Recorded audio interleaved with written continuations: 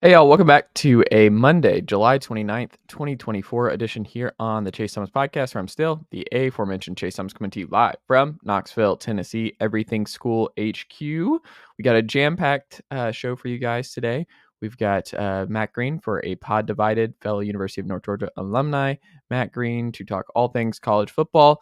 We talk about Tennessee's top 5 recruiting class right now as we wrap up July, what that means for the Vols, and then we get into a Big 12 season preview with a buy or sell type deal. So a lot of fun diving deep into what the Big 12 is going to look like this college football season with Matt, along with some Vols talk. Then we get Phil Steele, College Football Preview Magazine extraordinaire. If you have not already, go buy Phil Steele's annual College Football Preview Mag at Barnes & Noble and Books A Million. If you've not already done so, it's fantastic stuff that I love going through each and every season. So we talk some Tennessee, we talk a little Florida and a little South Carolina as well with Phil. So jam-packed fun show for you guys today here on a rainy Monday in Knoxville, Tennessee. Before we get into today's episode, let's do this quick housekeeping, if it is all right with you guys. Don't forget, folks, if you are watching this show, first of all, thank you for watching us on YouTube, youtube.com/Chase Thomas Podcast. Make sure you're subscribed and like this video and comment below if you like what you're seeing and hearing on this daily program. We're well over 2,000 subs now on the YouTube channel, so I appreciate you guys getting us over the hump over the weekend, and let's get to 3,000 even quicker than we got to 2,000. So exciting times on the YouTube channel and just the podcast in general.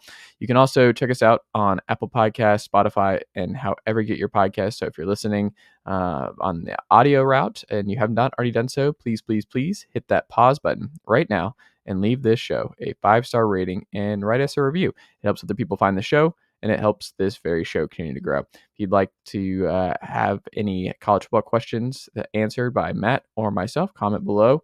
Or you can also email us at chasethomaspodcast@gmail.com for those, or just any questions you have for me and the program. You can do that and get in touch with me there. You can also learn more about the show if this is your first time listening. chasethomaspodcast.com is the website to learn all about what we do here on this very podcast each and every day. Again, chasethomaspodcast.com for past episodes, links, about me, all that good stuff over on the homepage. Without further ado, Uncle Darren, let's go. The Chase Thomas Podcast. My nephew needs me to record. See, I already hate it. I hate it. All right, hello. Welcome back to another episode of the Chase Thomas Podcast, where I'm still the aforementioned Chase Thomas, coming to you live from Knoxville, Tennessee, Everything School HQ.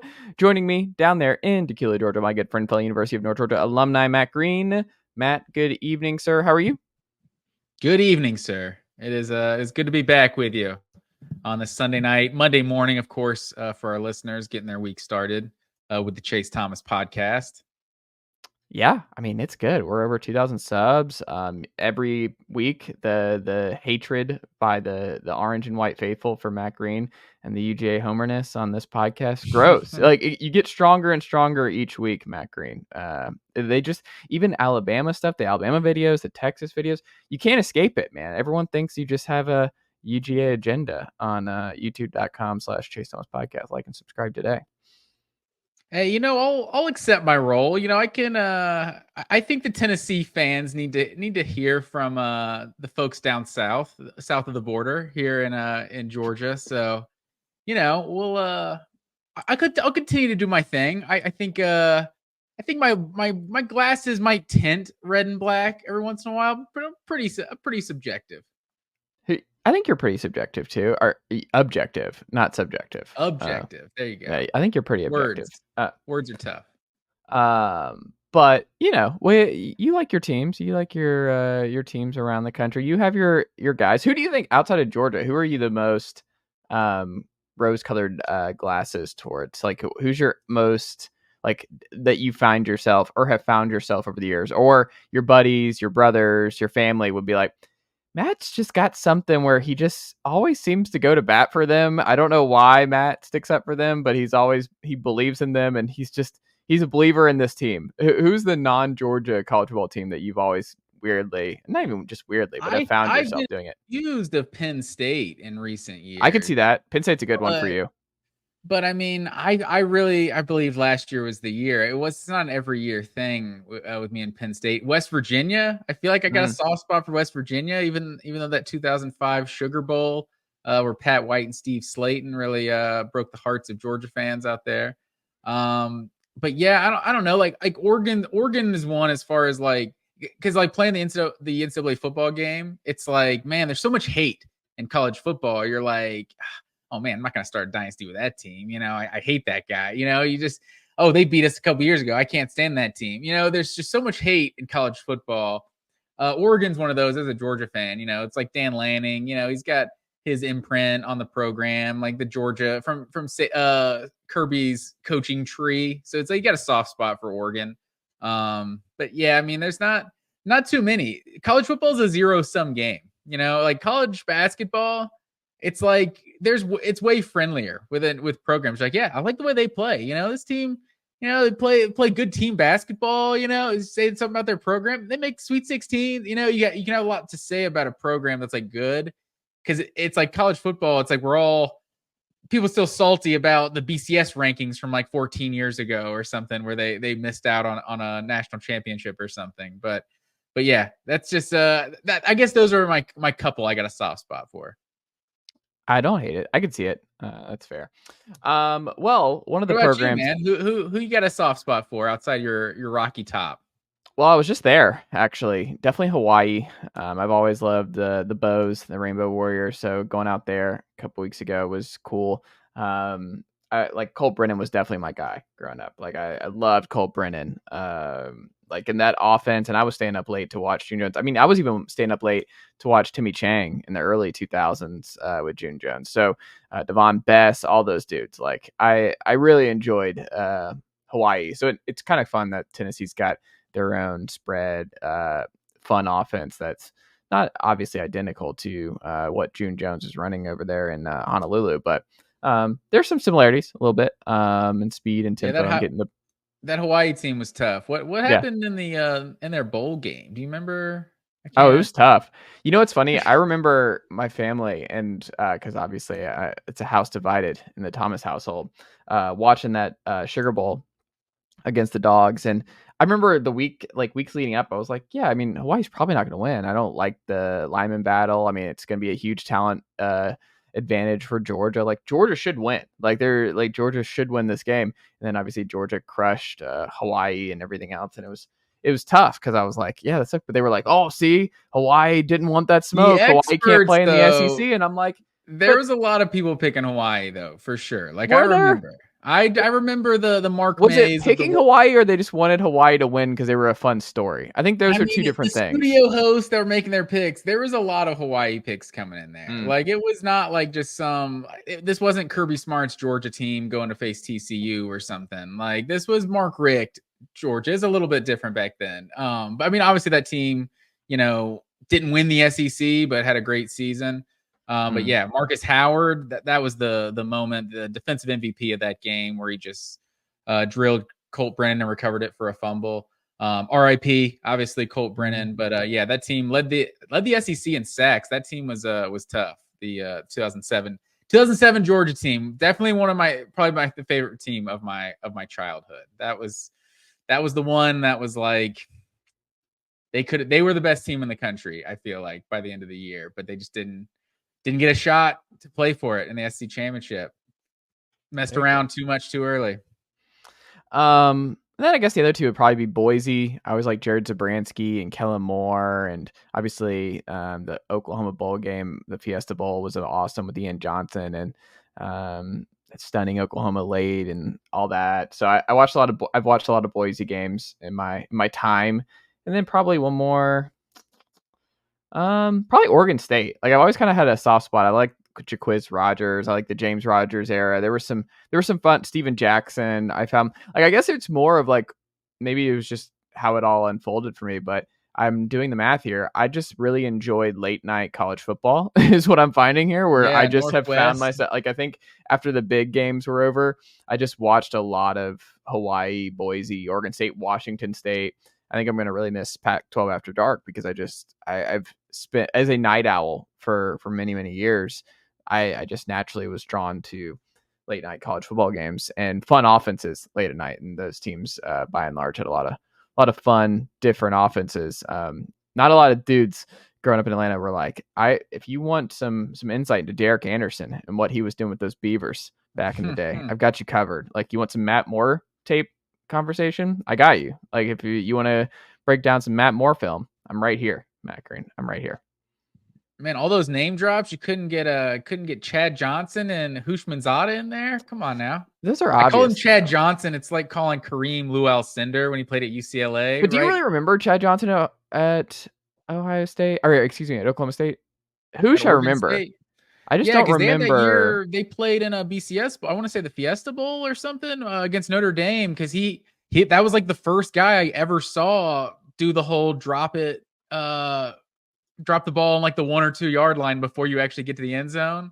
Yeah. Chad Johnson, the first guy I ever saw do that. So, But what year was he there? It's sneaky. He's older than you would think. What year was yeah, I that? think it was like 2000, That's what I'm 2001. saying. Like, that's early. So Chad Johnson was just a little bit ahead for me as to when I started watching those. But Hoosh, I remember more distinctly with the Beavs than Chad Johnson. But Yeah, because yeah, one a of those sneaky amount years it of was great when NFL players have come through Oregon State and yeah, Corvallis. Steven Jackson. I was always a huge Steven Jackson fan, but one of those years, Oregon and Oregon State were on the cover of Sports Illustrated. Yeah. Like they were like both top 5, or maybe even 1 Mhm. and 2 or something. I Ken don't know if they're 1 and 2, Simonton, but yeah. Joey Harrington. Joey Harrington. I wonder who would have. Was that a Anderson year? Was that? I don't know I who think that would that's have been. before Derek Anderson. I'm not sure who the quarterback is going I back. don't know. I'm not really sure who that would have been. All right, Matt Green. Well, before we get into our theme tonight, because it's time for previews. We've got Big 12, we've got ACC next week, and then we'll do the Big 10, and we'll round out just before the regular season kicks off with our SEC win projections and our over-unders and our schedule thoughts on how everybody's going to unfold, how everything is going to unfold in the new SEC, because we know we got a lot of strong SEC listeners here each and every week. So we're going to save the best for last there, Matt Green. But before we get into our buy or sell predictions for the Big 12 tonight, dog bites. What have you got for us this week? And then we'll hit on Tennessee now entering the top 5 in the 2025 recruiting cycle here, Matt Green. Well, Matt Green, transitioning here a little bit to the Vols, who are now in 247 as of this recording late on a Sunday in the top 5 after flipping Desan Brame from Oregon, 4-star tight end this weekend. They also land the commitment of 4-star safety out of Georgia, Toombs County, Laganza Shady Hayward. So Tennessee now in the top 5 with David Sanders in town, the number 2 overall player, top offensive lineman. We'll see how that one unfolds. It's been a Tennessee-Ohio State battle for the last couple of months, but now Nebraska getting a visit this weekend, and they're in the fold. But we'll see that Tennessee, if they're able to close there, that would also be huge for the Vols. But they're in the top 5 now, and this was something that the last couple of years, folks were wondering what the ceiling was recruiting-wise for Heupel at Tennessee, and right now we're learning the ceiling is pretty high here, Matt Green, for Heupel. We'll see how it ultimately unfolds and where they ultimately land, but it definitely is trending towards being the best class at Tennessee for Josh Heupel heading into his 4th season on Rocky Top. And don't look now, 20 commits. Georgia's got 21, and Tennessee nipping at their heels. Georgia in the 3 spot, the Vols at the 5 spot, ahead of a lot of big dogs here. And it's a really, really talented class. A lot of blue chippers, headlined by George McIntyre, Brame, Ethan Utley, Marion Dye, Douglas Utu, and we'll see with Sanders, Travis Smith, obviously out of Georgia. Just a lot of talent here in this class. And Tennessee, Matt Green, it's a good time. Tennessee's on a hot streak. What do you make of the Vols entering the top 5 here and putting together what could be one of the best classes this season? When will you people learn, sir? When will you people learn? It's like the folks up at Rocky Top do this every year. They start celebrating recruiting rankings in July. We're 5 months out from signing day. What are we doing here? Well, hold on. That's not anymore. Like, most kids are shutting it down. They want to enjoy their senior season. I mean, they're getting ready for the bowl game. A lot of them enroll early in December. Like, most classes are done by and large by this time, July, August, before a lot of these kids' senior years start. So if you're expecting like a big change and a big jump, I think you'd be a little mistaken. Now, I'm not saying Tennessee is a lock for top 5, but I do think it would be a gigantic upset if Tennessee does not finish in the top 10 with where they're at commit wise and who's still on the horizon. I think that's a huge difference, though. Top 5 to top 10. Like, and for one, this is just how brutal the SEC is. This is what Mark Richt always had to deal with through the years. Like, I think Mark Richt's like best class was like 4th or 5th, and it was still probably like the 2nd or 3rd highest ranked in the SEC. Like, Tennessee sitting at 5 right now is amazing. But you look at the 4th in your conference, like that's brutal what the SEC is these days. But I think I recall the Jeremy Pruitt year vividly of like they were top 3 or 4 in recruiting with like 25 commits or something in the summer. Yeah. And then it just all fell apart. I recall something similar. I don't have the data in front of me. I feel like something similar happened last year, though. And they were like top 5, 6. No, they weren't top 5 ever last year. And they ended up what, 12th, 13th, like 7th or 8th in the SEC, right? I think they were like 10th last year. Let me see here. They were 14th. They fell a little bit. Yeah. And they were 14th last year in the SEC. In the SEC, they would have been 1, 2, 3, 4, 5, 6 in the SEC. You look at 2024, we got Georgia, Alabama, Texas, LSU. You don't know. You can't include it. You said 2024. Auburn, Texas wasn't Florida, in there. Texas and Oklahoma weren't in there in 2024. That's what I'm saying. No, they're in there. These guys are playing the SEC. This is all that matters. Well, you can't do that now. I'm talking about the last 2 years matter because that's the talent in the SEC. What Oklahoma and Texas have. So that's and they were number 10 in 2023 under Heupel, and then I think 2022. And what is that like 6th in the SEC 15, or 17, so? Yeah. So this will be. I mean. Tough. But the whole thing is, it speaks to the wins, the consistency. Tennessee stacking good classes. They're evolving. Like, they have a lot of young recruiters, and they've done really well. I mean, Kelsey Pope's been elite at the receiver spot, gone to Georgia back-to-back years now, plucked some big-time talent that Georgia wanted, and Mike Matthews last year and Travis Smith Jr. this year. There are some big names, and we'll see with David Sanders in this cycle. If they're able to land him, that would be huge. George McIntyre, number 1 player in the state, Tennessee. He'll be in this class. They're just loaded across the board. I like the receivers. I think they need another running back. I think they've done a good job on the offensive line, good job at edge and strong side. They need to close with at least one more defensive tackle in this cycle because they're going to lose a lot to the draft after this year. Linebacker, I think they need one more. We'll see what happens with Jaden Perlotti. I think he got a RPM to USC this weekend. He was in Southern Cal, but that's been all over the place. We'll see. This guy's been crystal balled anywhere but Georgia, all over the place the last year or so. So who knows with him? And Dunn Willierville in the secondary. I think this is going to be a really, really strong. He's still committed, right? He's still committed to Georgia. Yeah. Okay. That's the thing. He keeps getting crystal balled in RPM to taking visits, and I mean, we'll see where Perlotti ends up. But good player, 4-star kid out of Beaufort. But yeah, I don't know where he ends up. No, this is definitely big. I'm going to sound like I'm being a wet blanket or whatever. This is big for Tennessee. But I'm worried about you guys. I don't want to see you get your heart broken again. I don't want you to get your hopes up about a top 5 class. And then who knows, you end up at like 9, 10. It's a 8, 9. It's really a good class, but I don't know. I'm worried about you guys. It's coming from a place of the blue chip ratio. I mean, this is where top 5 is like you mentioned. It's just real. Like, look at who you're up against here. Like, you're against the big dogs. Like, it's just really, really hard to be where even Tennessee's at. Because I mean, if you look at 2025 right now, and there's a lot of commits in here. It's not like there's going to be these humongous jumps. I mean, Bama right there at 21. They have one more commitment than Georgia, but they have 5 stars. Like, it's pretty amazing that they're recruiting as well as they are post Saban. But that's where they're at right now. But I mean, you're competing against LSU, Georgia, Ohio State, and Alabama. Those are the only teams in front of Tennessee right now. Like, most years, you're just not going to, like, I don't even know the path to being better than them on the recruiting trail most years. So to be at 5 is huge because you're ahead of some big dogs here. I mean, Notre Dame's recruited really well. Obviously, A&M's got firepower. Miami, Oregon, Auburn, Clemson, Michigan, Texas is down there at 14. And we talk about Texas and how they've been recruiting. They're 10 spots down from Tennessee right now with 16 commitments on the board. Penn State down there. Florida State down there. You just look at it, like South Carolina down there at 29th, USC A lot of 25th. time though. Huh? There's a lot of time though. Well, not a lot of time for them to move up because those spots are committed. What I'm saying is, like, the talent's there. Like, Tennessee's gobbled up a bunch of talent. Like, those guys aren't moving off.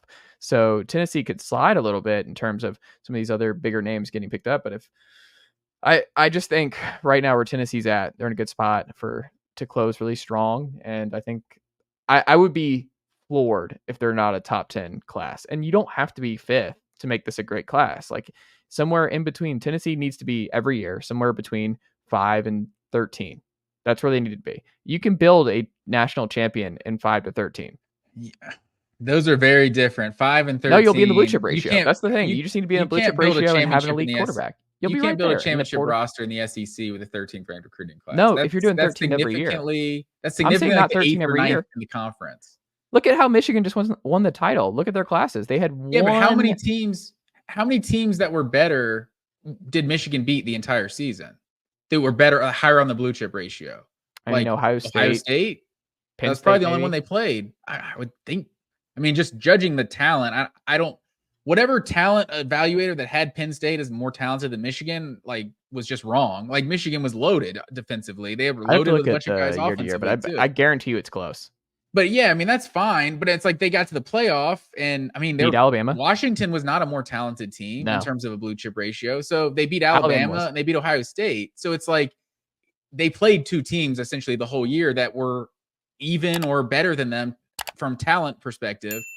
If you're in the SEC and you're the 12th or 13th most talented team in the country, you're going to play 6 or 7 teams that have more talent than you in at least 4 or 5 in a regular season, along with the postseason. So I just think, like, I feel like that's the misnomer for, like, what Oklahoma was under Lincoln Riley and what Clemson was under Dabo Swinney. Like, yeah, they were getting like the 10th, the 12th ranked recruiting classes, but they were always the most talented team in their conference. Like, obviously, Clemson beat some Alabama teams that would be more talented, quote unquote, but they were always the most talented team in the ACC. And Oklahoma was always the most talented team in the Big 12, but then they would just lose when they ran up against those more talented teams in the college football playoff.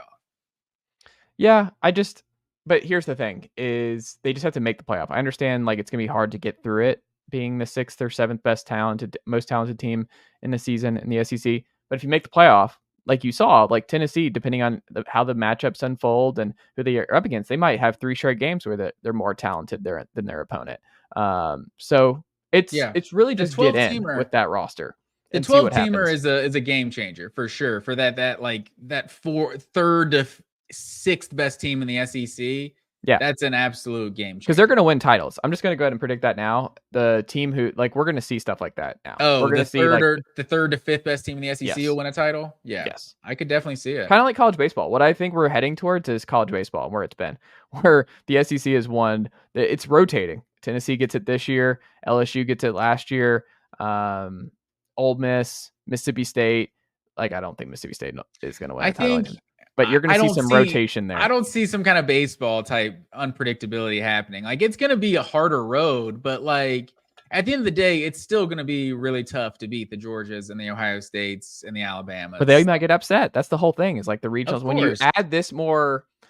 you add more opportunity for upsets, which is what the 12-team playoff is going to be, there's just going to be more volatility. There's going to be more variety. I just don't think there's any way around it. Like, I understand that Bama is the last dynasty that we'll see in this sport. Like, that kind of run is just over. And I just don't think you're going to see a 10-year run like Bama had in the early 2010s. Can we say that while Georgia's No, I just don't think Georgia's gonna be able to do it. Like with this regular seasons, look at their schedule. They might go 10. I think 10-2 is very much in the cards for Georgia. We'll get into the SEC, but they but could go like, 10-2 and win the national championship, and but it'd I'm be their saying third Bama's going title in 4 12-0. I'm years. saying like, I'm just saying the dominance where they're the best team, and you just go into the year and you're like, they're just gonna win it all.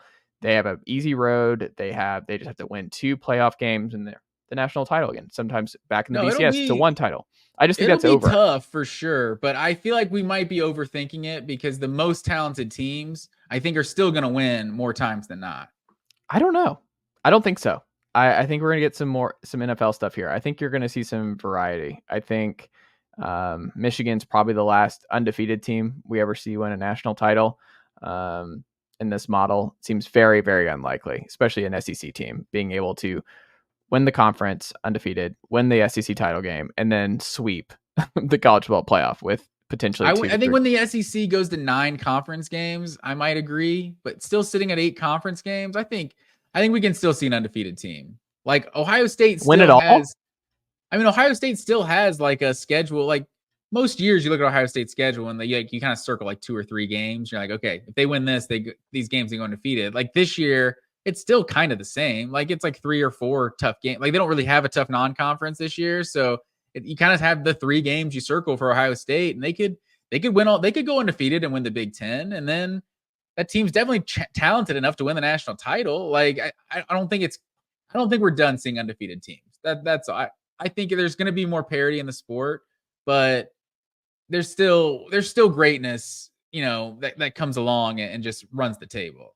So we'll see. We've seen like how many undefeated teams in the last like 5 years. Like I don't think it's going to be tough just to add. I mean, especially if you're a top 4 team, you might only add 1 more game. Like, okay, like you look at 2022 Georgia.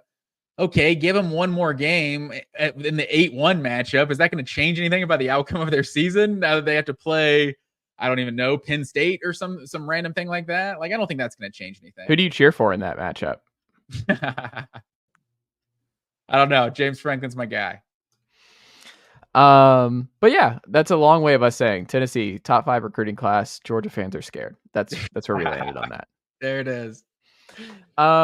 Well, our theme tonight is the Big 12 buy or sell predictions. We'll do this for the ACC as well next week, and then we'll do a little bit more of a deep dive into the Big 10 and the SEC, which is so much more going on in those 2 conferences, and those 2 being the only conferences that can win a national title going forward. Matt Green. So when you look at this Big 12, I have some buy or sell questions for you. So this is going to be fun. I think this is going to be a very competitive conference. Going through friend of the pod, Phil Steele's annual.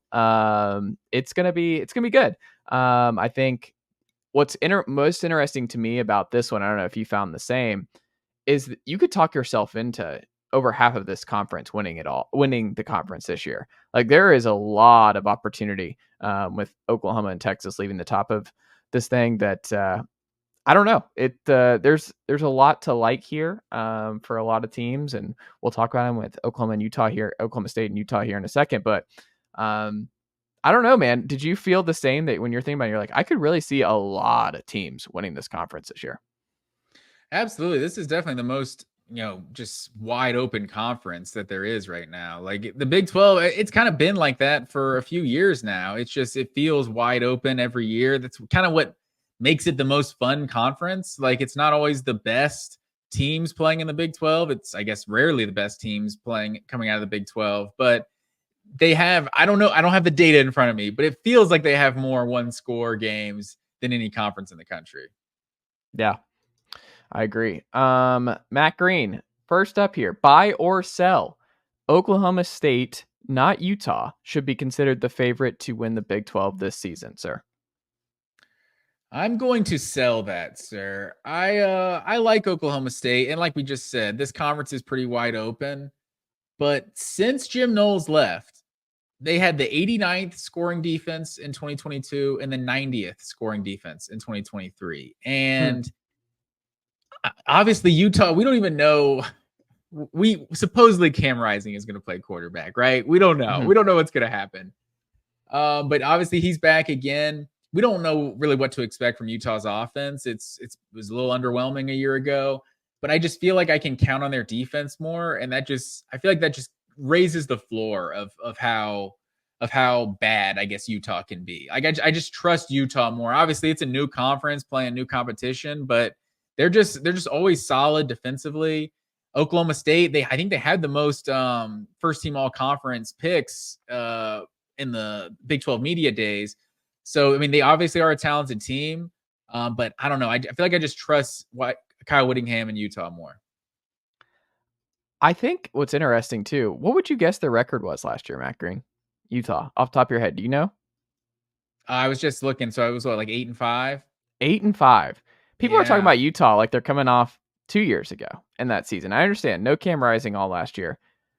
I don't think that excuses that kind of a fall off here in a competitive now Big 12 moving in the conference. We'll see how things work. It took a little bit, I think, if I remember correctly, when Utah moved to the Pac-12. They weren't instantly finding a lot of success when they moved conferences. It took a little bit of time. Obviously, they became one of the powerhouses in the conference and one of the most consistent in the Pac-12 for the last several years, Matt Green. But look, Oklahoma State was in the Big 12 title game against Texas last year. Huh? I said that's also an upward move too, like going from G5 to Power 5. Like Yeah. now they're arguably going to a lesser talented conference because the Pac-12, especially last year, was loaded. Like I think, what were they, like the fifth best team in the Pac-12? Like I think that may have been the second best team in the Big 12 a year ago. For sure. But Oklahoma State, like you said, the defense post Jim Knowles has not been there, but they were 13th in offense, 41st in defense last year. Bowman and Gordon are back. That's important. I love that both of the two powerhouses in this conference have quarterbacks that are close to our age, and Alan Bowman and Cam Rising. They've been in college for a very long time. But Ollie Gordon, one of the best backs. And they still got in a the ways country. to go to catch us. Exactly. They went 10-4 a season ago. They return 11 starters on offense, 10 on defense.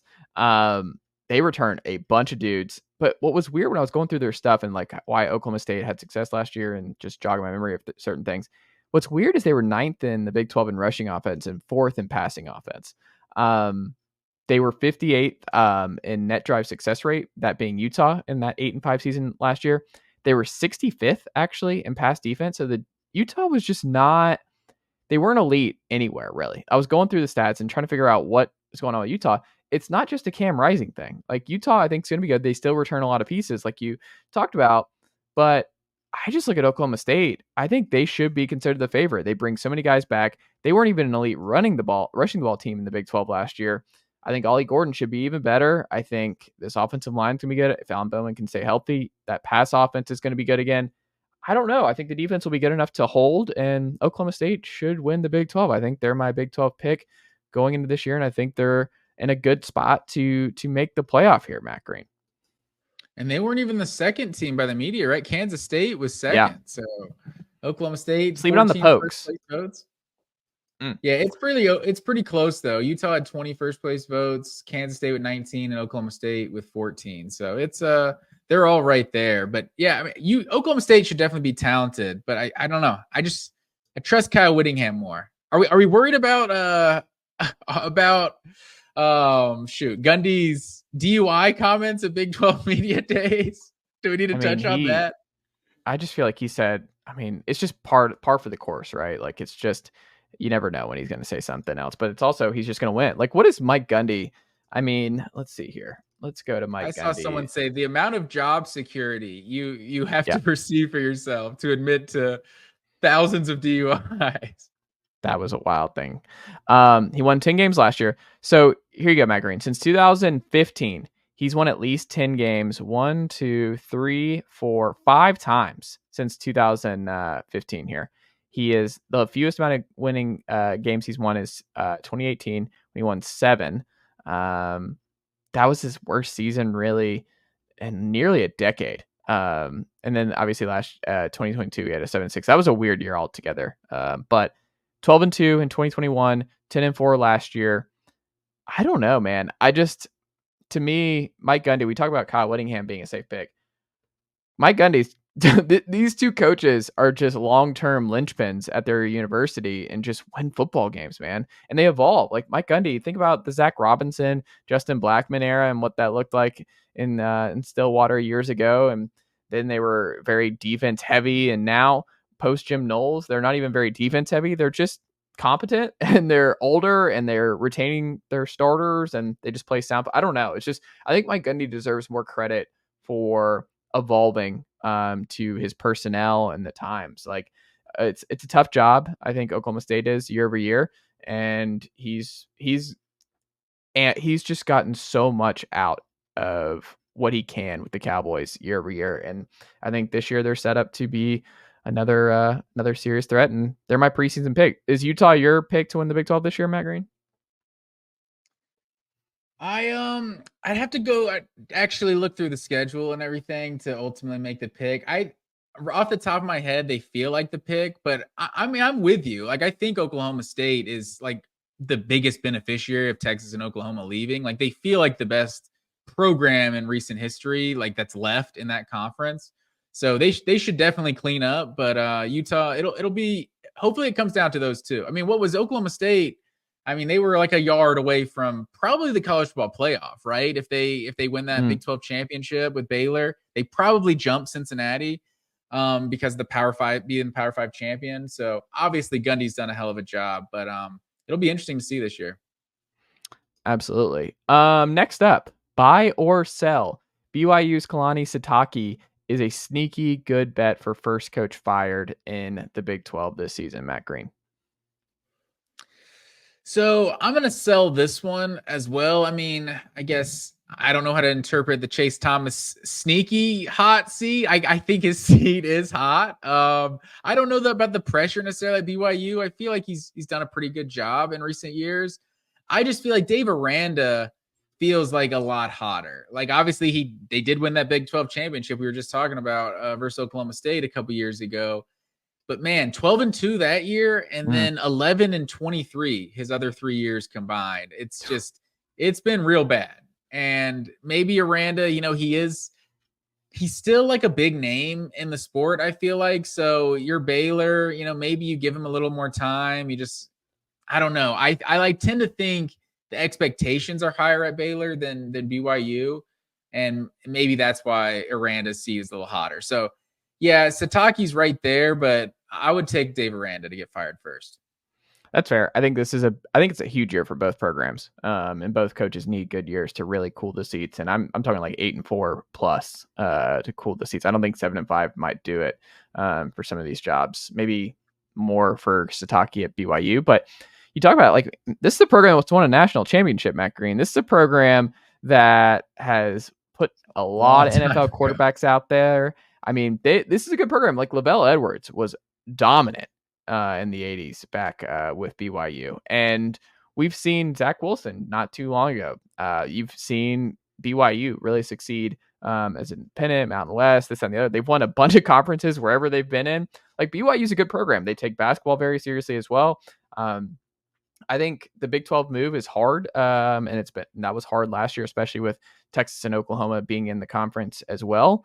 But I don't know. I think the expectations there are still pretty high. And now Utah, your rivals coming into the conference. What does that look like if Utah comes in and guns a-blazing? Like I think that's going to factor in a little bit. Like what if Utah comes in year one and wins the Big 12? If you're BYU, you're like, why can't we should be at the same level as Utah? Or like there's no reason that they have this much of an edge against us if we're 7-5 and they go 10-2, 11-1 or something of that nature. But BYU 5-7 in year one of the Big 12, 8-5 in 2022. It's going the wrong way here a little bit for Sitake in the Big 12. Their over under is 4.5, so there's not a lot of Vegas optimism right now in Provo for the Cougars. But they've won. I mean, it's so weird. And so they were 29-9 their last 3 years as independents. The thing I wrote down in my notes here that I was thinking about with Boise State getting Malachi Nelson from USC, and we'll see how he does for the Broncos. But they needed that because Jake Retzlaff, who's back, and then Jerry Bohannon, who's bounced around South. Speaking of Baylor and South Florida, I don't think he's the answer there, especially in a make or break year. Retzlaff, that is, completed 50.4% of his passes, 3 TDs, 3 picks. it wasn't good, and I'm not optimistic that they're going to be good again at quarterback, and it's just so important in this conference and just in college football as a whole now that I was surprised they didn't take I don't know the situation there, but to me they needed to take a Malachi Nelson swing from one of these P5 guys, P4 now, who are looking for another spot, another landing spot, this, that, and the other, and bring them in and really right the ship here, because I just don't like their options in a gigantic year. Keaton Slovis obviously did not work out for them last year as well. So I don't know. They allowed 30 plus points 8 times last year. Sitake's a defensive guy. The defense has got to be better than what we saw last year. They return a lot of receivers. That's huge. But they were 97th last year, Matt Green, in 10 plus yard plays in the country. Not good. They were 70th in FEI. They were 99th in yards per play. There's not a lot of good all across the board for BYU. I just think there's so many things trending against this working out for Sitake in the next year or two that I don't know. I just think there's going to be a change sooner around later, because I just don't think this is going to be a good team again this year. So I think they're going to be worse than Baylor. So I'm going to say bye for BYU and Sitake. This maybe being it, and maybe the first coach fired in the Big 12. Calling for this man's job. One losing season since 2017, and calling for this guy's job. So I got a trivia question for you here, sir. I bet you didn't know that this is now the 6th conference that Utah and BYU have played in together. And the first time they played in the same conference since 2010, when they were in the Mountain West. How many of the 6 conferences that BYU and Utah have played in can you name? The WAC. Okay, Mountain we got West. 1. 2. Obviously, I'm giving you the Big 12. That's going to be 3. Yeah. This is where it gets tough, sir. There was another kind of mountain conference. Are we talking about that? Is there another a weird mountain conference? I feel like there was another. There is a weird mountain conference. There's maybe multiple weird mountain but conferences. It doesn't exist. What is it? Right, I'll give you 3 more seconds. Just go. What was the other one? All right. In 1962, they both joined the WAC.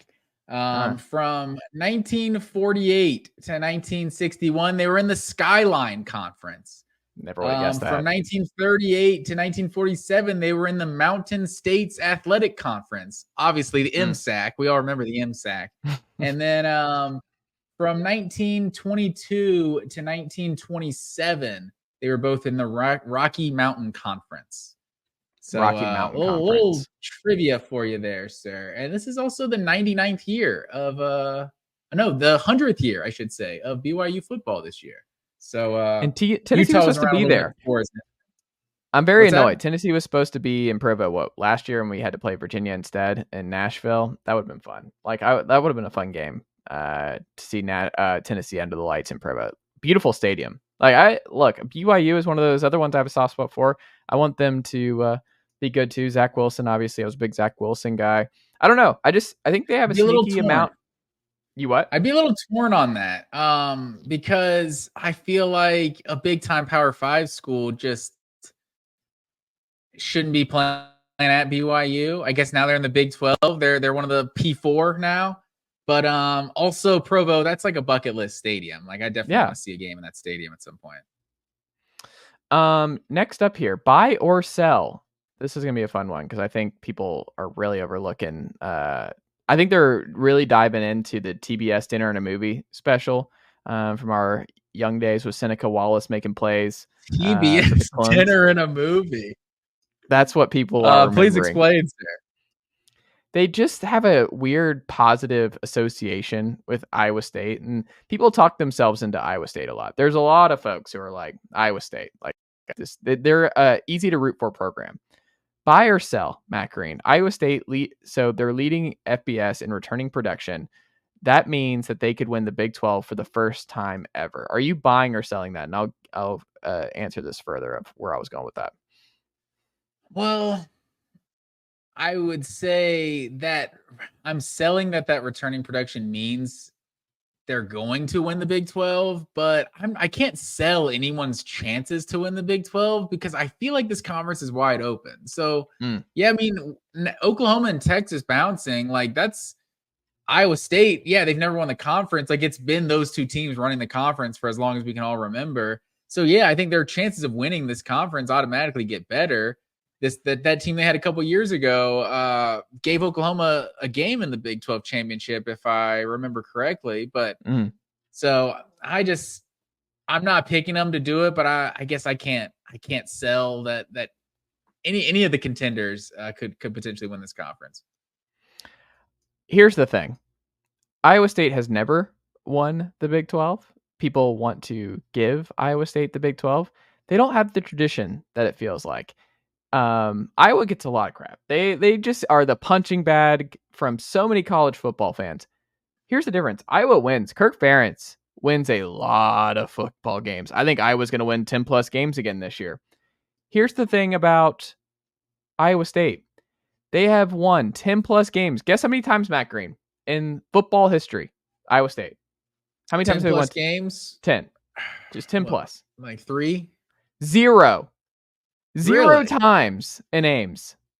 0, Matt Green. Was it 2020 when they had a good year in the Big 12 championship? I guess so, but guess what? They didn't play a full schedule in 2020, Yeah. so they didn't get 10 plus wins. 0 times. They have 2 9-win seasons since joining the Big 12 in 1996. 2. Rick Wallace didn't give them 10 wins? That's what I'm saying. People are just looking at this, and they're talking themselves into the clones. And I'm like, can the clones just focus on winning double-digit games for the first time in my lifetime, Matt Green? Can we see that before we pick Iowa State to be the sleeper in the Big 12? Rocco Becht is cool. Like, he started as a true freshman. He was really good last year. He set the Cyclones record for freshman completions. He had 231 of those, passing yards, passing touchdowns. Like, Rocco, it's a cool name. He's a fun player. Like, I think Rocco is going to be really fun for Iowa State for the next several years. But this whole thing of like the dark horse and people just talking themselves into Iowa State, they've been ranked in.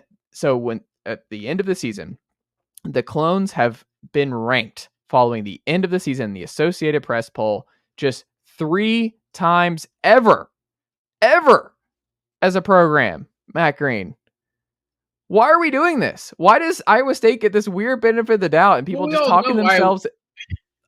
I don't get it. They're not winning the Big 12 because they never have and they never will.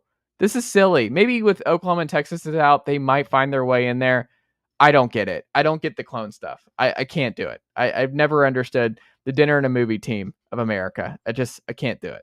Maybe because Jason Biggs is back and he's revamping it with his wife. Maybe that means Iowa State's about to start something new, but I don't know. I don't get it. Am I being too harsh? This is shocking to me. I thought Matt Campbell was your boy. I'm an Iowa guy. What are we talking about? I've always been a Hawkeye. Like in terms of you were head of the Matt Campbell fan club. When did that end? I said Matt Campbell should have gotten out. Like Matt Campbell should have rode the hot streak. Like Matt Campbell is a good football coach. I'm pro Matt Campbell. This is a pro Matt Campbell podcast. I am saying that if you have an opportunity to jump to another spot to get out of it speaks for itself. What has Matt Campbell's last 4 years looked like, Matt Green? But I'm just saying, it's not like we're judging Iowa State based on the history of their program. We're judging Matt Campbell's Iowa State. And yeah, I mean, they've had like a winning record most years he was there. Like that's better than the history of Iowa State football. So obviously they're a little better than they once were. And I don't think anyone's pretending they're the favorite, but I mean, they've been kind of a sneaky team here in recent years. Here we go. Returning all that production is definitely a good sign. Sneaky team. Exactly. What does that mean? You're rubbing off on me, man. Sneaky? No one knows what it means, but it's provocative. They just love to say Iowa State sneaky. It's an American pastime. Like, ask any college football fan. They get some upsets. Like Great. Like a couple 8-win seasons, that 9-win season, they finished top 10. Since 2019, he was 7-6, 9-3, 7-6, 4-8, 7-6. What are we talking about here? What are we doing? Yeah, it's Iowa State, man. You just talked about? They had like 3 years all time finishing ranked. Like he's got one of them. And he's got a lot of them when they are at least in the poll. I don't know, man. I don't get it. I'm Brock just saying, Purdy's not walking through that I door. feel like Seneca Wallace is not. you're being a little hard on Iowa State. I'm getting hard on pretending they're something they're not. Like Iowa State is not a Big 12 contender. Maybe it changes with Oklahoma and Texas. Maybe I'm wrong here. But can they just win 10 games once in a season before we just say, hey, Iowa State, they're frisky? No, they're not. Iowa State's not frisky. They're going to lose a lot of games this year, as they do every year, and they're going to fight for a bowl game, and that's what it's going to be. Getting Dennis Green vibes from you right now. You want to crown them? Crown their asses. We let them off the hook. Yeah, obviously, but we just got to finish saying this conference is wide open. Like Iowa State returning all this production, they're definitely a contender. I'm not picking them, but they're like, here we go. Where did they finish in the everything I just said thrown out the window? Here he goes. They got him like 6th. The media picked him finish 6th. Like, I think that's reasonable. Yeah, just don't say they have a chance at winning the Big 12. That's all I'm saying. Let's just not throw that out there. Stop throwing that out there, folks. It's not happening. Iowa State fans, I think, would even say, yeah, we're not winning the Big 12. I also think I'm speaking to Iowa State fans here. Basketball, you're elite. Like, you've got that locked down. But I would hardly say they're elite. They're a good program. No, they're a top 15 program. They're elite, man. Iowa State's good. They recruit well. Iowa State's good. Buy or sell, Matt Green. Colorado will be more balanced, normal, and win 6+ games this season. Well, this is a little loaded because I'll buy that this team can definitely win 6 games this year, but I'm going to hard sell this team will be remotely normal at all. Like they're never going to be normal. It's like if they start 3-0, it's going to feel like Miami, Texas is back type stuff. Like the world's going to go nuts. So they're never going to be normal. So I don't know. They have to be more balanced, right? Like this defense, it's hard for me to predict that their defense is going to be substantially better, but they have to be. If you're going to trust Dion at all, like we put a lot of pressure on a lot of these coaches in year 2. Like year 2 is a big year for a lot of people a lot of big time programs take that step, or big time coaches, I should say, take that huge step in year 2. And with the way they're built, it's like you're usually, maybe your guys are in a second year in the program and you've landed some recruits that you want to land. Like there's a variety of reasons certain guys are buying in. There's a variety of reasons why year 2 tends to be a good year, but with what they've done in the portal is just unprecedented. Like it's not like they have all this continuity. Like they got a bunch of dudes in the portal last year. They got a bunch more this year. So it's hard to predict it. So I can't say they'll be normal, but they gotta be a little more balanced than they were a year ago, right? Just some law of averages. I think so too. I think it's complicated because I think Shedeur Sanders is a good player. I think it's just hard to have like normal conversations about Colorado because people just really dig into their takes and what they want to say. Like I think 2 things can be true. Shedeur can be an extremely talented quarterback who I think will be a good player this year, and I think will be a good NFL player. But he's also got to take significantly less sacks. He's got to hold on to the ball significantly shorter. Like part of it was offensive line, part of it was Shedeur holding the ball. Like he's got to get the ball out more.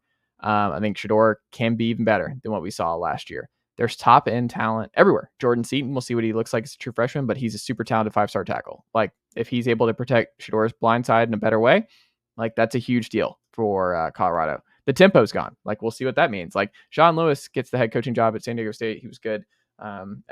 Kent State before he came over, and fun offense. It won him some games early, but obviously you go in a different way. You get the NFL style. There's a lot of NFL coaches. Like I think this is when you look at the staff, especially defensively across the board, like this is a good staff. Like Dion's put together an NFL type staff, and it's one of the better ones in college football. That all being said, Dallin Hayden transfer in from Ohio State, good running back, former 4-star kid. I think he's going to have a good year for them. Obviously, you have Jimmy Horn Jr. You have Travis Hunter, 2-way player. We'll see what he looks like as a 2-way player again this year, but he's one of the best players in the country. That matters. They were weirdly the second best red zone team in the country last year, Matt Green. That was something when going through the numbers that surprised me. I think Michigan was the best and they won the national title. So that's something maybe jot down is that the Buffs were really, really good in the red zone. And I'm curious as to why they were so good in the red zone last year.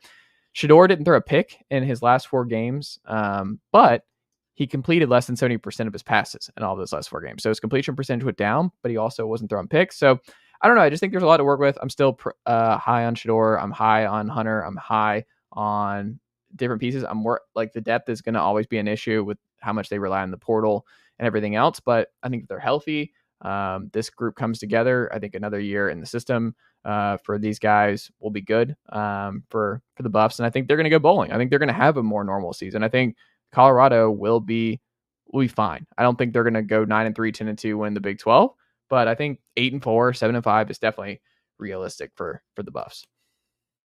I don't want to sound like a Travis Hunter hater here because I think, this guy's skill set is unreal. I feel like we're kind of, I don't know, like crowning him like the best player in college football before he's like truly done it. Like we're acting like he's done Shohei Ohtani stuff comparatively before he's actually done it. You know what I mean? Because I think obviously the video game isn't important. Like Colorado has like a good rating on the video game, and Travis Hunter is a super dynamic player that's playing offense and defense. But like it's remained to be seen if that can even be done, and it's not like Champ Bailey had like his year at Georgia where it's like had 40 something catches. And obviously he's like an all-American defensive back. Like that was a big time season, but he was at least proven that he was like the best player in the country at his position before playing on the other side of the ball. Like not that Travis Hunter is not a great corner, but I don't think he's necessarily proven to be the best corner in college football. He just definitely hasn't proven to be the best wide receiver in college football. So it's like we're already giving him these like Shohei Ohtani comparisons because he's like the best pitcher and the best hitter at the same time. I hope we get at least one season of like seeing him do it. It's just, man, it's gonna wear on anybody's body to just try to play as many plays as he's gonna play. And I'm not hating on him by any means. I'm just hoping in 2024 we can finally just actually see what it's like for a guy to be able to do this and stay healthy for a full season. Yeah, and maybe he has to eventually like to save him for it. I think it also depends on how the season's going, right? Like if they're having a really great year and like the Big 12 title games in play and maybe a playoff spot is in play, then do you load manage Travis Hunter a little bit? Are you more careful with how many snaps he's playing, this, that, and the other?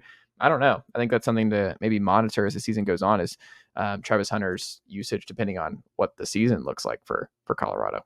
Yeah, it doesn't feel sustainable for him to be their best offensive playmaker. Yeah. Like if he can be a gadget guy and get like 3 or 4 catches a game or something and, get him a reverse here and he has like a big play or two on offense every game, like I think that's sustainable, but like he needs to be a lockdown corner and you have to have an improved defense if this team's going to win anything.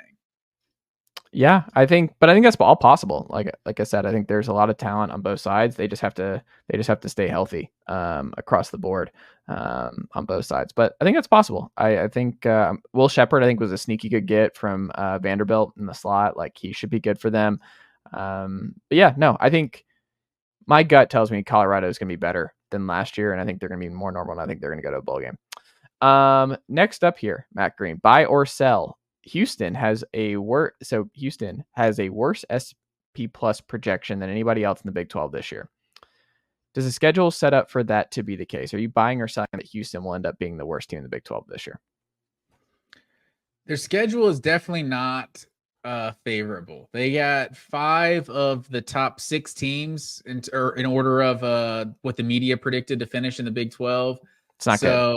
3 of them they do get at home, but I don't know. I'm not too high on Houston coming into this year. So I could definitely see them being right at the bottom in the conference. Yeah, and Willie Fritz, his first year, for reference, he was 4-8 at Tulane in year 1, and it took him 5 years to really get Tulane and the Green Wave off the ground. I understand the portal makes it a little bit easier, but it takes time to instill your program still, no matter where you go. And I don't think bowl game is probably in the cards, but here's the interesting thing. This is what I think so interesting about Willie Fritz's first year with the Cougs. And I'm curious if you agree with this, Matt Green.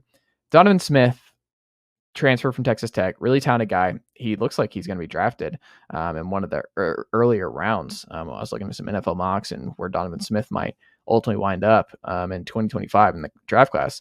But I think he's one of the more underrated quarterbacks in the conference. He was 3rd last year in the Big 12 in completion percentage.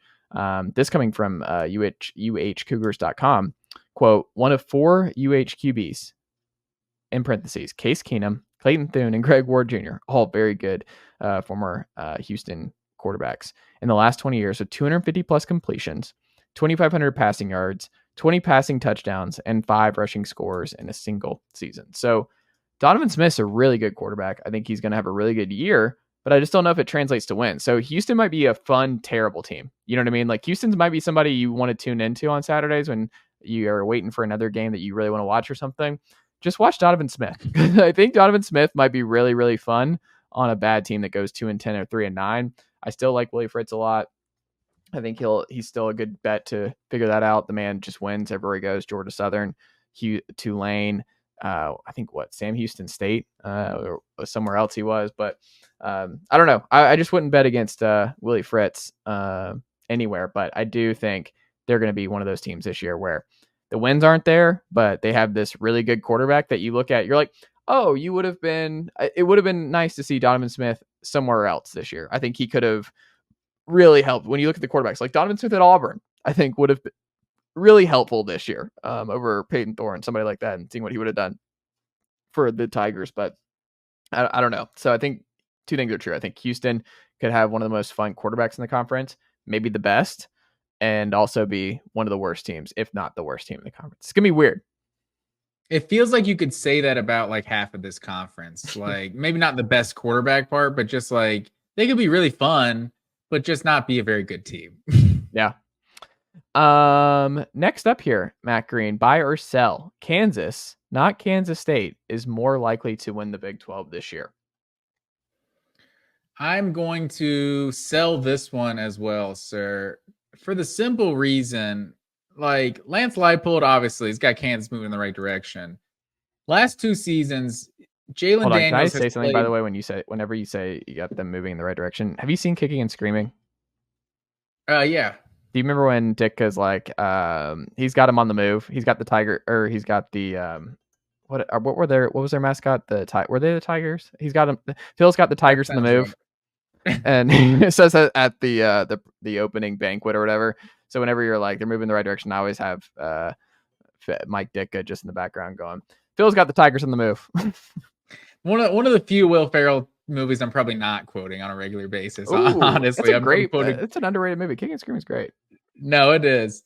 It's mainly because I'm quoting a lot of other Will Ferrell movies, but the main reason I'm not buying Kansas is Jalen Daniels. The last 2 years, he's played 12 of possible 26 games. Like, can we really rely on Jalen Daniels to stay healthy for a full year? Like, I mean, he's been dynamic. Like, Kansas has been really dangerous when he's playing. I just don't know how much he's going to be playing. And Kansas State is over here, just feels like the model of consistency in the Big 12. Like, they're one of those that just seems like they have a very high floor. This Avery Johnson, call him the white Nico. You got very I don't know. I'm trying to go for someone who we only saw one real start, right, from a year ago. But this guy's got dual threat ability. He had a game with 5 rushing touchdowns against Texas Tech last year, but he's a definitely dual threat. I think it's hard to know what to expect from him, but he had a good game in the bowl game. He's really athletic, and he was, played well, like I said, in the bowl game. So that's definitely what it comes down to. Like, how high is Kansas State's ceiling? Is Avery Johnson actually one of the better quarterbacks in this conference? Like, as a first-year starter, I really don't know. All fair, but wouldn't you also agree Jalen Daniels is a safer bet than Avery Johnson? Like, except for he's probably going to get hurt. But if he's not hurt, is he not better? Like, who would you rather have this year? I think without a quarterback, Kansas State can go further than Kansas, right? Like, I think Kansas State just is a good program. So not that Kansas. Well, off the top of your head, program. You talk about Jalen Daniels getting hurt. What was Kansas's record last year? I mean, they won like 8 or 9 games. 9-4. No, that's fair.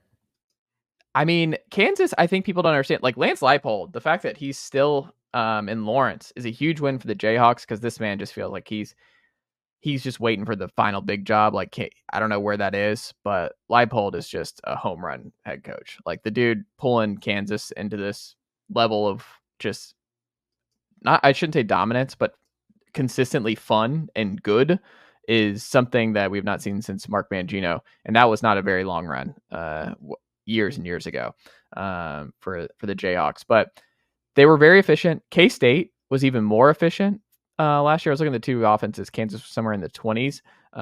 Kansas State was 10th in FEI on BCF Toys, a great site that I love doing for advanced analytics for college football stats. But here's something that I think I've penciled in. Kansas State was 5th nationally in turnover margin last year. What if they don't have the turnover luck like they did a year ago? What if Kansas State's on the opposite end? Because that usually can fluctuate year over year. Like, what if they had a lot of benefit to just having some turnover luck in that? What if it goes the other way a little bit? Obviously, we'll see with Avery Johnson what he looks like, but you knew what you had in Will Howard. Avery Johnson, he had a good bowl game. You feel good, but like I've seen good Jalen Daniels at Kansas. I've seen really good, like Heisman-esque Jalen Daniels if he can stay healthy at Kansas. Avery Johnson, that's not to say he can't be that, but we'll see. Colin Klein going over to be the OC at Texas A&M. We'll see what that looks like, if that has an impact on Kansas State at all.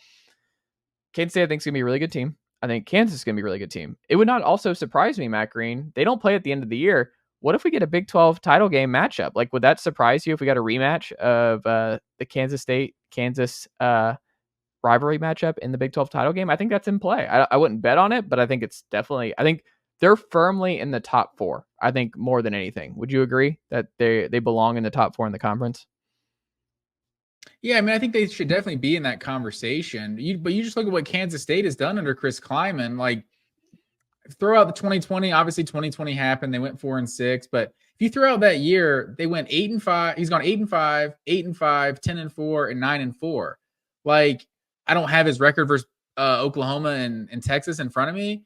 But you throw out Oklahoma and Texas out of this conference, and there's probably a few more wins on that schedule each year. So I just think Kansas State is really well positioned, and I'm not doubting the Pop-Tarts Bowl MVP, sir. I think you're underestimating how important that bowl game was.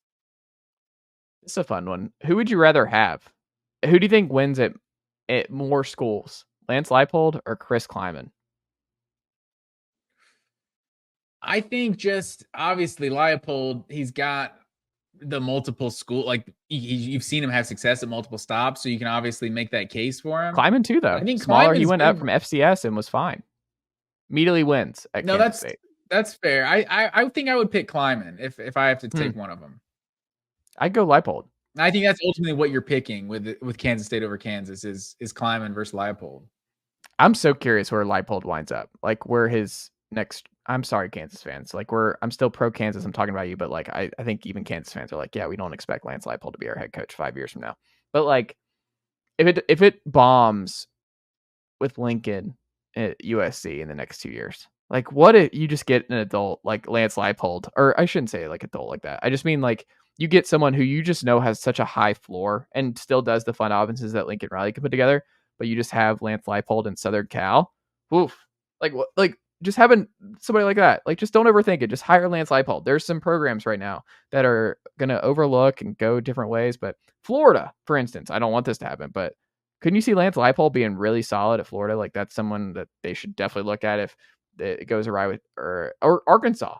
I mean, Arkansas is a possibility, right? Like, if you move on from Sam Pittman this offseason, Lance Leipold would be a sneaky, interesting hire there. Not to be disrespectful here, but like, how much better of a job is Arkansas than Kansas if Lance Leipold wins like 9 or 10 games? Like, obviously, we talked about it like last week. Like, they just gave Calipari a bunch of money, so they have a lot more money than Kansas has. I'm sure that they're willing to throw to their football program, but I don't know. The opportunity to get in the college football playoff is a lot better at Kansas than it is at Arkansas these days.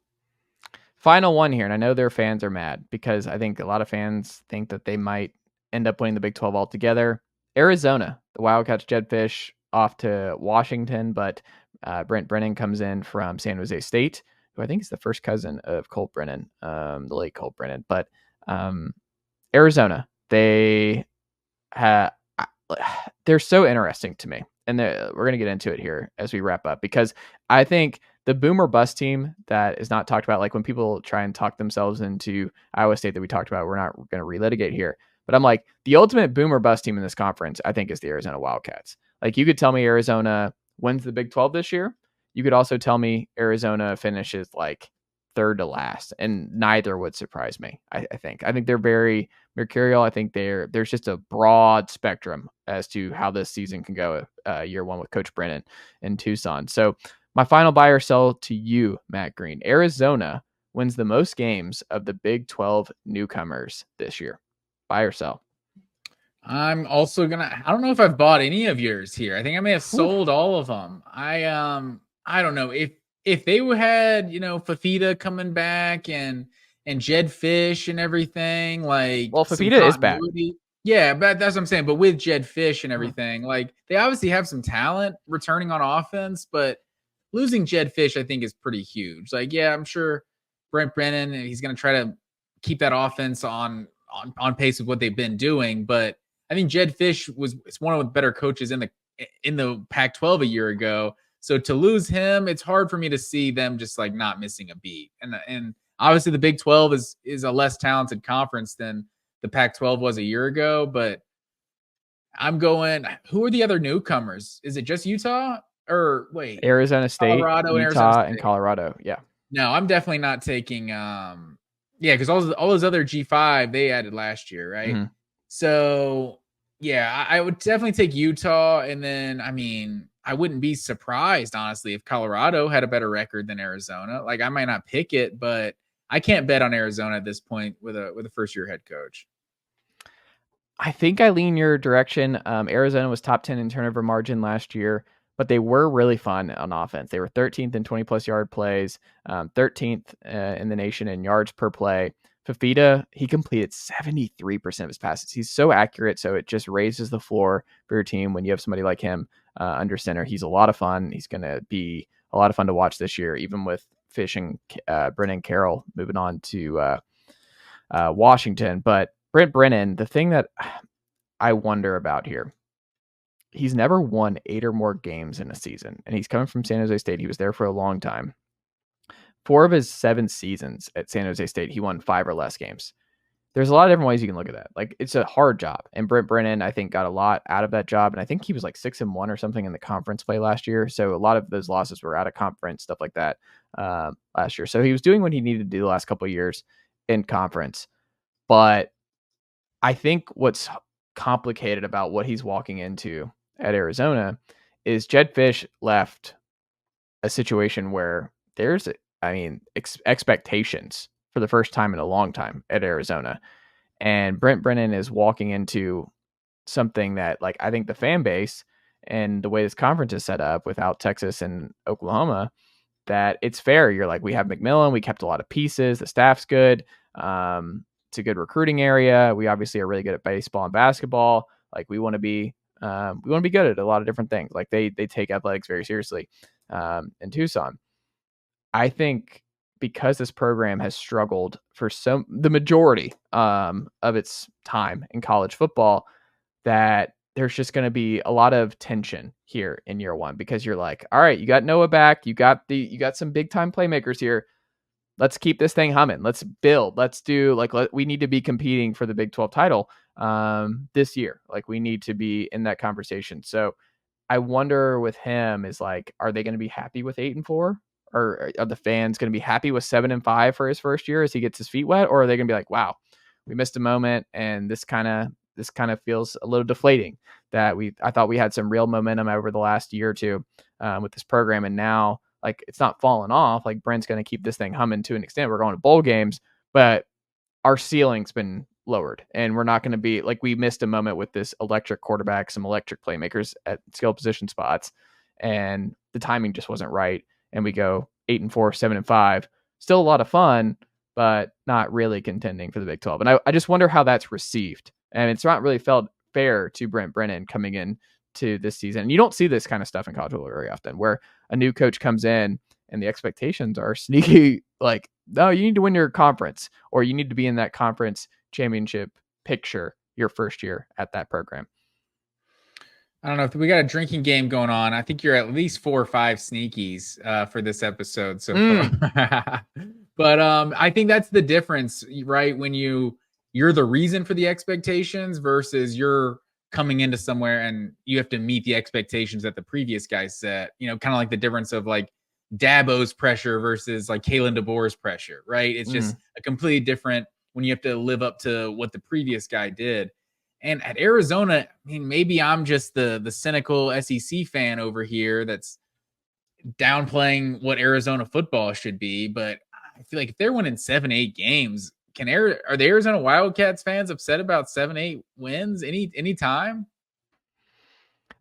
That's what I'm saying. I don't know the answer to that, Matt Green, but I think with this talent and what they brought back and how open the Big 12 is, I think now what you look at is like Ole Miss fans. Like if you're an Ole Miss fan right now, you're going to be, I think it's fair to be really ticked off if you go 8-4 this year, if you're Ole Miss, because you're like, we went really hard in the portal. We bring in Princely and we bring in Walter Nolan last year of Jackson Dart. Juice Wells comes in. Like we clearly were putting all of our chips in to make the playoff and make a deep run, like to really go for it and really compete against Georgia and Texas and company in the SEC. If you go 8-4, even 9-3, I think it's just like, damn, like that's kind of a bummer because you're going to slide a little bit and it's just, you're not Georgia, you're not Texas, you're not the big dogs who are just going to reload every year and have the talent to just naturally reload and contend. Contention windows for college football now is just I think it's going to be so small for a lot of programs, but you have to pick your spots now with NIL. You have to pick your spots at the portal. And like, are we going to do we feel really good about our quarterback? All right, let's go all in on the portal this cycle, really beef up our team and make sure that we put ourselves in the best position to potentially make the CFP this year. And then that gives us a 3-year buffer where we don't have to go as hard and we can just make bowl game. You know what I mean? Where I think you're going to be a lot more targeted and when you pick your spots to go for it. And I think Arizona is right now in a go for it situation. And it's just a tough spot, I think, for Brent Brennan to walk into in Tucson. But I don't think that's a new development, obviously we were talking about Mark Richt earlier, like at Georgia for 15 years, he had like 3 seasons where they finished like actually top 3, 4, like true national championship contention. It's like you do just kind of have those seasons where everything comes together and you hope that that's the year, right? Like Alabama just killed so many people's souls that it's like, it doesn't matter if everything aligns for you. Our rebuilding year, we can still win the national title. So that kind of changed the perspective for a lot of people. But yeah, Ole Miss just seems like in a different situation because it feels like, yeah, all the stars are aligning. While I don't see Arizona having a quarterback as good as Noah Fafita most years, it's hard to see a year one of a new head coach. It's hard to think that that's the year where everything comes together. That's fair. I don't know. They're an ultimate boomer bust team, but I'm rooting for them. I'm going to be rooting for the Cats in Tucson this fall, Matt Green. Hey, can I ask? Sorry, go ahead. Do you have anything else? No, can I ask one bonus Big 12 question here? We have 5 teams that received a first place vote in the Big 12: Utah, Kansas State, Oklahoma State, Kansas, and Arizona.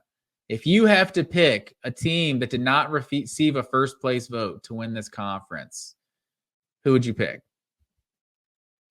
Say them again. So let's take out Utah, Kansas State, Kansas, Oklahoma State, and Arizona. If you take those 5 off the board, who are you picking to win the Big 12? UCF. Ooh. I think I might have to go with Iowa State if I'm taking all those other ones off the board. You like UCF over Iowa State? Yeah. Gus Malzahn's won. What do you mean? UCF has won double-digit games in my lifetime. It's happened multiple times. The current head coach of the Tennessee Volunteers has won 10 games there. They've been the national. Did you forget the UCF national champions a few years back, Matt Green? Yes, I do not recognize that national championship. No, it's definitely, no, UCF definitely has more credibility than Iowa State in this regard. What are you doing? Don't disrespect the Golden Knights here. Are they not the Golden Knights anymore? Are they just the Knights or are they still the Golden Knights? I thought they were the Golden Knights to my recollection. Well, some of them have dropped it. Let me see. I feel like, let's see here. They're the Knights. They dropped the Golden. They need to go back to, what was it? The Citronauts? That was like their original mascot, I think, back in like the 50s. It was like, is that why they have those sort of orange alternate astronaut uniforms? Yeah. That's a good one. I like the Citronauts. That's a cool one. Looks like a Jetsons type thing. Big orange. Yeah, it's up there with Gainesville State Fighting Geese. Fighting Geese. Where do you stand on that? Do you like the Nighthawks, or would you have preferred to be the Saints? My stance on that is that I'm not really sure why we changed, because we don't have any sports teams. We being the Gainesville campus. So I'm not really sure why, but I guess, they merged together. I think there was actually more students like in Gainesville than there were in Dahlonega. So I think that's why they wanted to have a fresh start, but I would have been cool just keeping the Saints, the St. Bernard and all that. But hey, we're Nighthawks now. We are Nighthawks. Matt Green, always a pleasure, and I'll talk to you next week.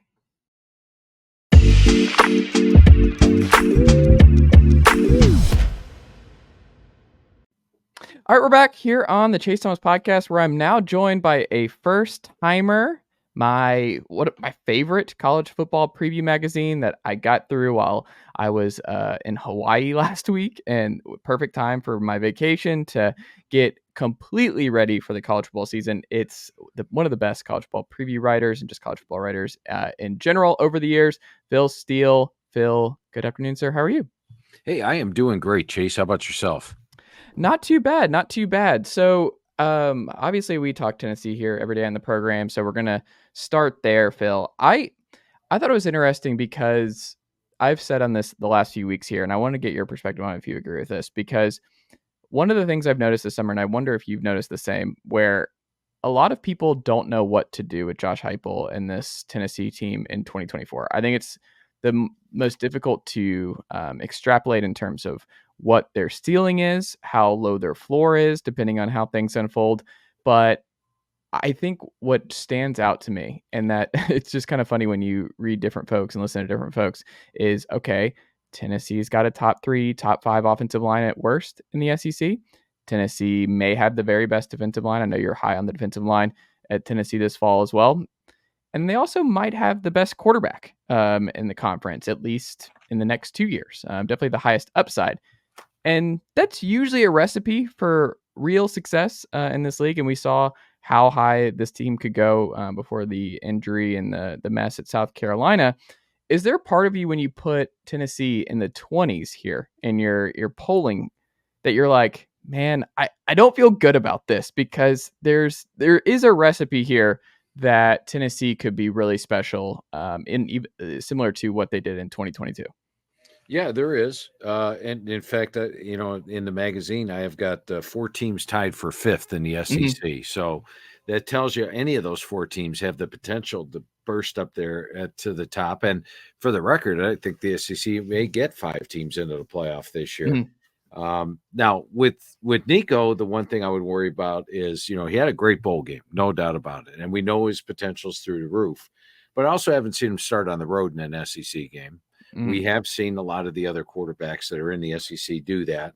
And there has been times, I've been doing this for 30 years, that a quarterback looks great in a bowl game, and then now expectations are super high for him during the season and doesn't quite live up to them. Now, I think he will be one of the better quarterbacks in the SEC. I would not go out and say he's going to be the top quarterback in the SEC this year.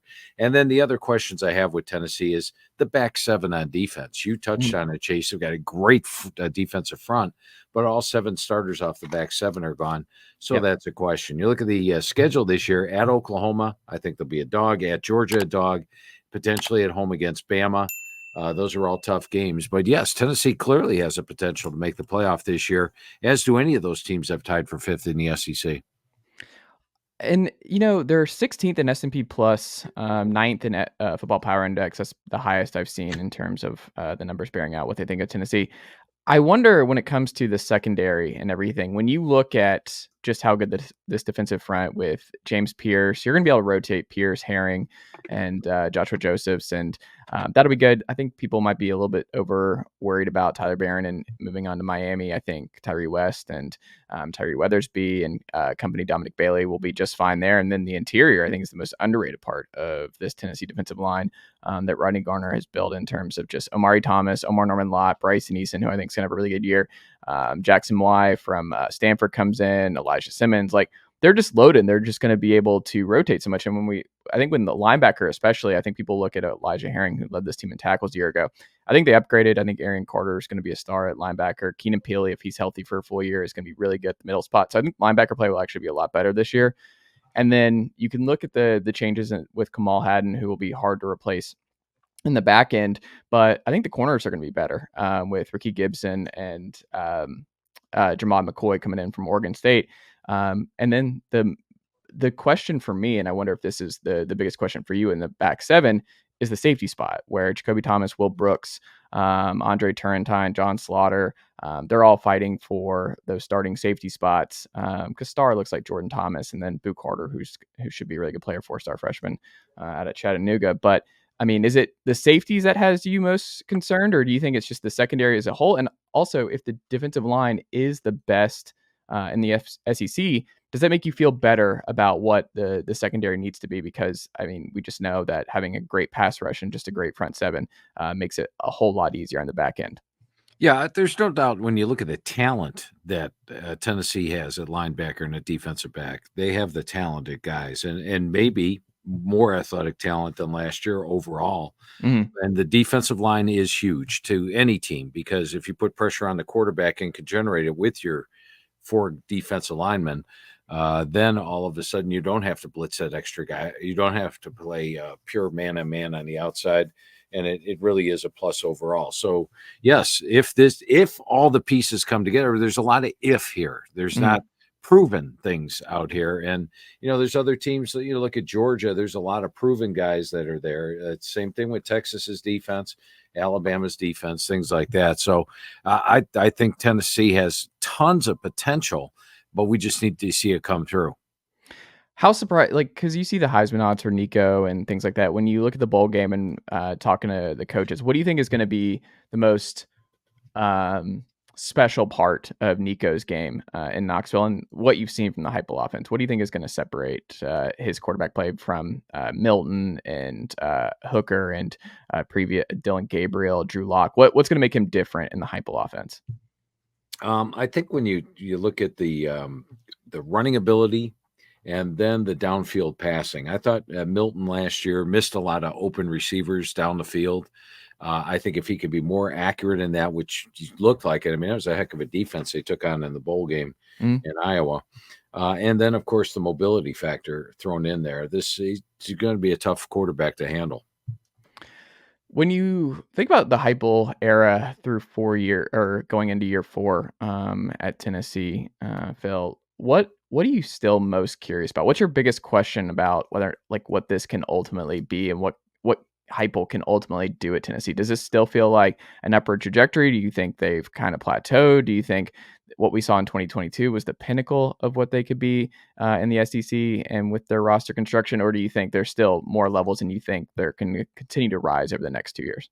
No, I think Tennessee can get back to being a national title contender. No doubt about that. I think when you look at the quality of the transfers he's been bringing in, the quality of the freshmen that he's been bringing in, this team clearly can get there under Josh Heupel. So I'm a Heupel. I like what Heupel's doing there, and I think he clearly has that potential with Tennessee. One of the things I go back and forth on with the receiver room, because I think this is just the deepest receiver room Heupel's had at this point, and he's talked about it. They're going to have a lot of options. I mean, they have some true freshman options. I think Mike Matthews is going to play some this fall. Are you one of the most interesting position battles to me? Because Brew's got a starting spot when he's back, and Squirrel's obviously going to start in the slot. That other spot out wide is really interesting to me because it could be Chris Brazzell, it could be Dante Thornton, it could still be Caleb Webb. We don't know. What do you like most about that Thornton Brazzell matchup? And do you think which one would you bet on more likely to pop on the outside of that third spot this year? Yeah, I went with Brazzell in the starting spot just because the experience level that he has. I mean, his athletic ability is through the roof. He's one of the better guys that you could just throw it up and he's going to go up and get the ball for you. At that big touchdown in the spring game, as you recall. Now, that's not discounting Dante Thornton at all. He's got the size and speed that you want out of a receiver position. He just, I think his problem has been staying healthy. He gets nicked up a bunch. So with the fact that Brazzell has been able to stay on the field more, that's why I went with him ahead of Thornton.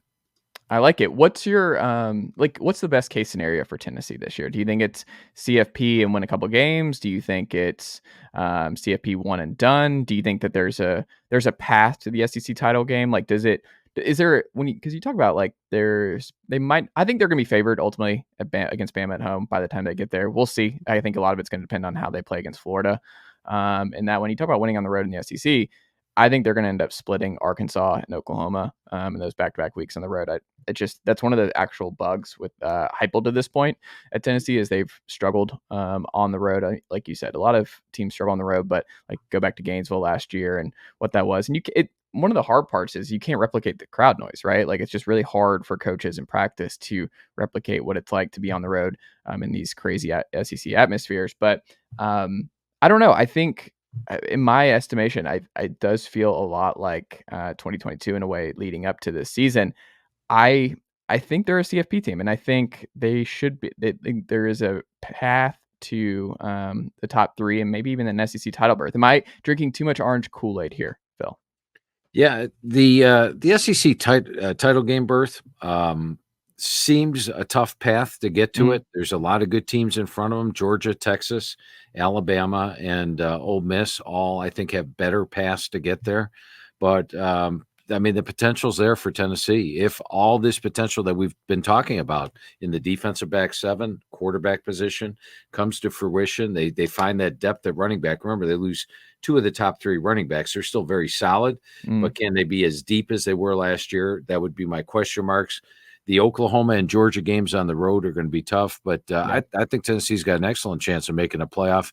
Advancing all the way to the title game, I don't know if they have the depth. I mean, if you take a look at the overall talent Georgia has compared to Tennessee, the experience talent, and they go 3 deep at every position, I still think they may be a year or so away from actually competing for the national title. But I'll throw this out. In the FCS playoffs, which had been expanded, the third-place team in the Colonial Division actually played in the title game 2 out of 3 years. It becomes a battle of attrition down the stretch, who stays the healthiest. So once you make the playoff, I mean, anything's possible. I love it. Switching gears here a little bit in the SEC. Am I crazy for thinking the bottom falls out and South Carolina goes 3-9 this year? I think you are. Okay. I like South Carolina this year, and here's the reason why. Last year, their offensive line was just massively hit by injuries. They were down to, I think they lost 12, 13 guys on the offensive line. That affected the entire offense. And while they lose Spencer Rattler, I really like Lenore Sellers. He is, 6'3", 240 pounds. They got Robbie Ashford behind him. They're going to be a completely different offense this year. Last year, they basically had to throw the ball. They couldn't run it. They only averaged 85 yards per game on the ground, 2.8 yards per carry. Well, they bring in Rocket Sanders, who I thought was one of the best running backs in the SEC 2 years ago, banged up last year. They got Oscar Attaway back there, Juju McDowell. I think they double last year's rushing total offensively, especially with a mobile quarterback and a veteran offensive line. They've added in some nice weapons at the receiving core with Larvadane and Jared Brown. And defensively, I like what they've got there. Debo Williams at weak side linebacker, Huntley up front at the defensive tackle spot. There's 8 starters back on the defensive side of the ball. I think South Carolina is going to be a sneaky team this year. They made my most improved list, which means I think they go from a losing year to a bowl game. Every team that's on my most improved list had a losing record last year, and I expect to be in a bowl. So I'm going to disagree with you on that one, Chase. I guess a lot of it too is just the schedule. I think they got this is a rough schedule, and I think that we're going to know a lot about the South Carolina team on the road in week 2. Like going to Kentucky and kind of like both fan bases really need that one. Like that's I think a sneaky huge game for both sides, and both administrations kind of need that to get the goodwill with the Stoops, the flirtation with Texas A&M, and just how it finished last year for South Carolina. And then you get LSU at home the week after. I mean, you get Ole Miss early on the schedule. You get at Alabama, at Oklahoma. A&M comes in. You still close at Clemson this time. I don't know this. Do you like when you look at the schedule? Why do you feel that this can be a bowl type team? Because I don't know. I have to really squint to see it. Yeah, I love South Carolina's home field edge. In fact, Shane Beamer is 15-6 at home, and this is probably the best team that he's put on the field in his 4 years there.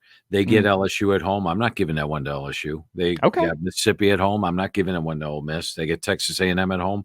I've got them favored in that one. They get Missouri at home. I've got them favored in that one. So I don't think there's a lot of difference in the SEC between teams 5 and 10. And South Carolina gets a lot of those key games at home. And I think that's going to make them a surprise, more of a surprise team this year. I do think they take care of business in Columbia, South Carolina. Final one here for you, Phil. On the flip side, I think I'm a little bit more optimistic on Florida than a lot of folks, especially here in Knoxville.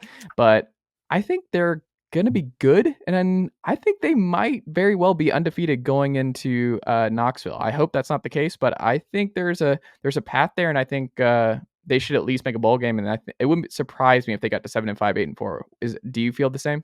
I do, Chase. I think you're 100% accurate there. And when you look at Florida, let me. When I talked to Coach Napier last year, and I was highly skeptical of Graham Mertz, and I said, first of all, he doesn't fit your offense, Coach.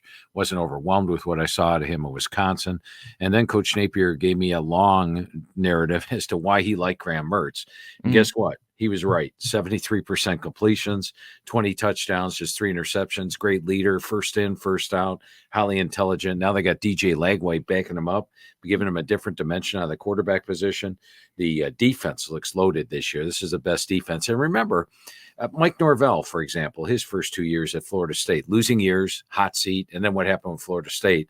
He inherited Dan Mullen's recruits. Dan Mullen wasn't a great recruiter. Well, Napier has now 3 really good recruiting classes, and his first 2 years at Florida were both inexperienced. Last year, they were number 109 on my experience chart. This year, they're all the way up to number 52.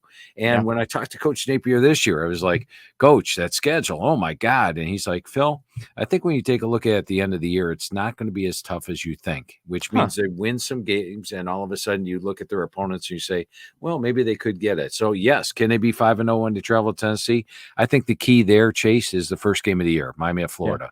Yeah. If they take care of business in the Swamp there, where they're very tough, they beat Tennessee in the Swamp. I don't know if you remember that. Yes. But if they take care of business in the Swamp this year, I do think 7-8 wins is a distinct possibility for this team. They also make my most improved list. Yeah, I think you're right, and I think Billy's right in terms of just how this is going to look. I mean, my gut is, but someone has to. The bottom. We can end here, Phil. Like the bottom has to fall out, or someone with the expansion and with Texas and Oklahoma coming in here. Who do you feel? I mean, it's on the negative side, but who do you think? If it's not South Carolina, not Florida, is it Kentucky for you? Who's that team that they're going to have the type of season, and you're going to look at the win-loss record come December, and you're going to be like, whoa. This is something we haven't really seen from that program, and this is very unexpected. Who is that for you? Yeah, I don't know if it's going to be as unexpected. I looked at the SEC media poll, but there's when you look at Mississippi State, they're a team that their bottom level has been 4 or 5 wins the last 10 years. In fact, they're 73-54 the last 10 years. I think it's going to be tough for them to win a lot of games. Jeff Lebby comes in, brand new offense, and wasn't overwhelmed with what I saw talent-wise from the squad. They also have a really tough schedule. They get Florida at home. I think Florida's got a really good chance in that game. In fact, I favor Florida. They put Texas A&M at home. The Arkansas game might be a winnable one, but they play the majority of the tough opponents on the road this year. I think Mississippi State's going to struggle, and this from a team that really has had a great record the last 10 years. Yeah, it just feels like post Sylvester Grimm, it's been pretty solid. And I think Jeff Lebby is actually going to end up working out there. But like you said, it might just be a rough year one. But we've seen Mike Leach, Dan Mullen, the fun kind of offense, different kind of offense that isn't talent reliant, succeed in Starkville. So, Phil, what can the good folks check out from you all across the internet? We can get the Phil Steele College Ball Magazine at Barnes & Noble, where I got mine. We can get it on philsteele.com. Anything else you want to plug here before we wrap up today? Yeah, Chase, the magazine, in case you've never seen it, is 352 pages, gives you 2 full pages on all 134 teams that are in the magazine. We give the same amount of coverage on Akron that we do on a team like Alabama or Florida. 2 full pages, and you can only get it at Barnes & Noble and Books A Million. Those are the only 2 brick-and-mortar stores to get it, but you can also get it at philsteele.com. And when you go to philsteele.com to order the hard copy, I'm going to charge you a shipping charge. It costs to ship things, but I give you the digital magazine absolutely free. And with the digital magazine, that's actually updated all the way through the start of the season. So if a player's out for the year, we'll circle them on your pages. Might even have some lines in there and things like for you, scores, things like that. So you can go to Barnes & Noble, Books A Million, or philsteele.com to get your magazine this year. But it's, and I'm going to ask you, Chase, is it a magazine you're going to use all throughout the season? Use it weekly?